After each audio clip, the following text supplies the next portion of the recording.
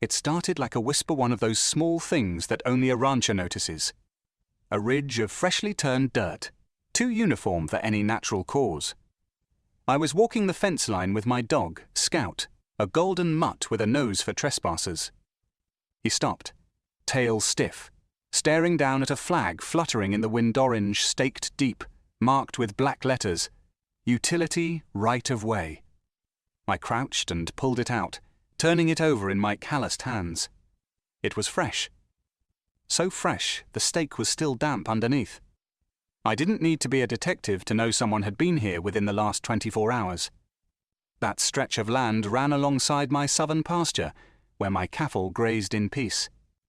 A part of my 212-acre property, inherited from my father, who'd inherited it from his. It was more than just land. It was heritage, sweat, and blood soaked into soil. And now, someone had driven flags through it like they owned the place.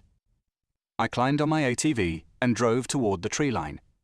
The rumble of machinery hit my ears before I even reached the clearing. I crested a small ridge and stopped cold.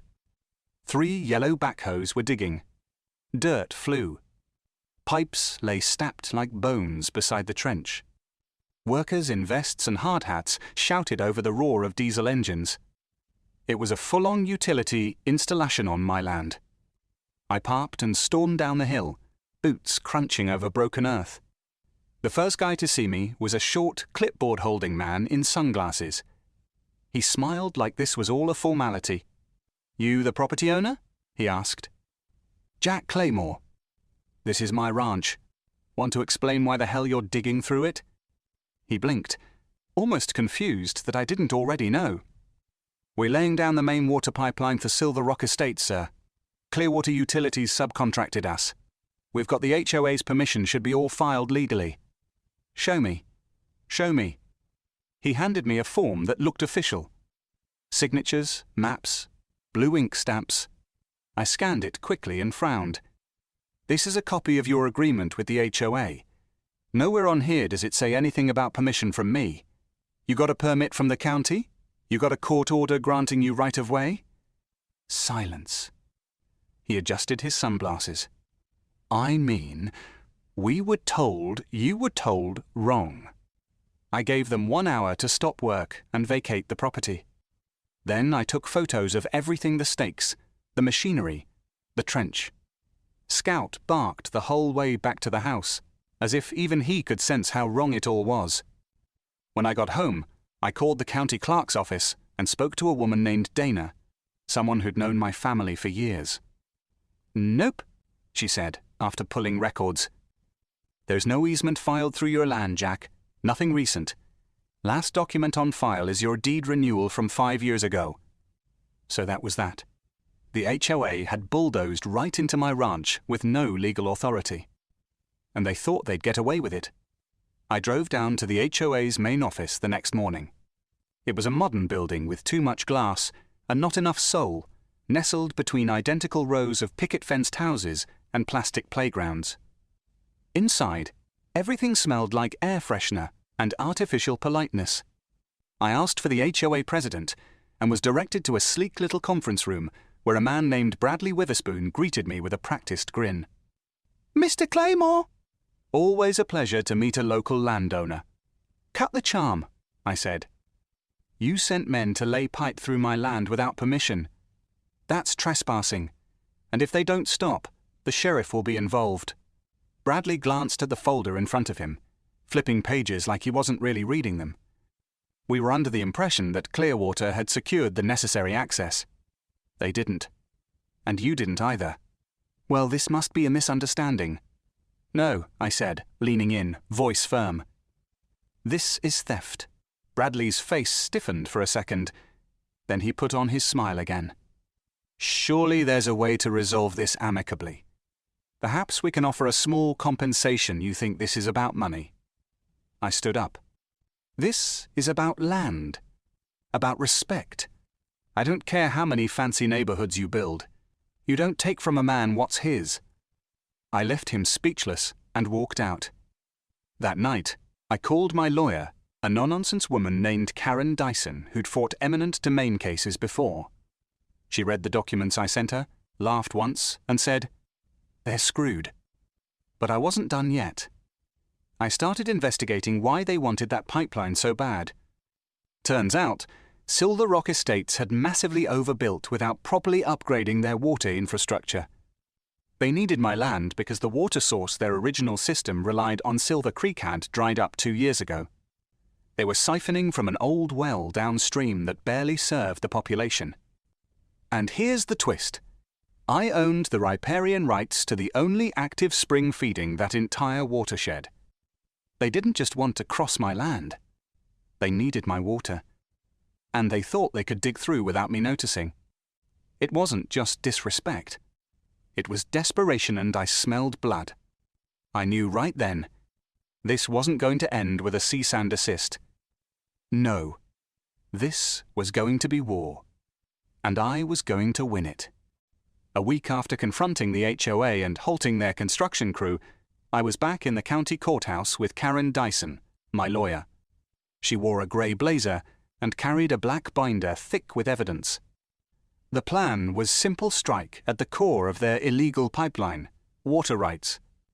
If the HOA wanted to gamble with my land, they just bet against the one man who held the cards, the chips, and the table.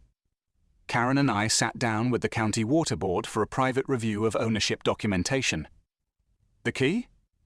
A dusty contract my grandfather had filed back in 1961, an obscure deed that gave my family full and uncontested riparian rights to the only spring in that valley. Not only did we own the land it sat on, but the water flowing from it was under exclusive private control. Silver Rock's pipeline crossed my land and was intended to tap into that spring. The pipeline wasn't just trespassing. It was a blatant attempt to illegally draw water from a source they never owned. Once we had the board's acknowledgement, I made it official. Filed a formal cease and desist against Clearwater Utilities and issued a water use revocation to Silver Rock Estates. Legally binding, enforceable, and irreversible. But I wasn't done yet. See, I knew how these HOA types worked. They'd try to delay, deny, and drown me in legal red tape. So I got proactive. I installed surveillance cameras across the south pasture and around the spring. I even had a motion alarm linked to my phone. And then I had the spring fenced off barbed wire, 6 feet high, with no trespassing, private water rights signs every 10 feet. A week later, I got my first sign that the trap had sprung. A neighbour from down the road again called and said his water pressure was gone. A few hours later, 3 other homeowners in the Silver Rock HOA started posting in their online group about brown water, low flow, and strange air bubbles in the faucets.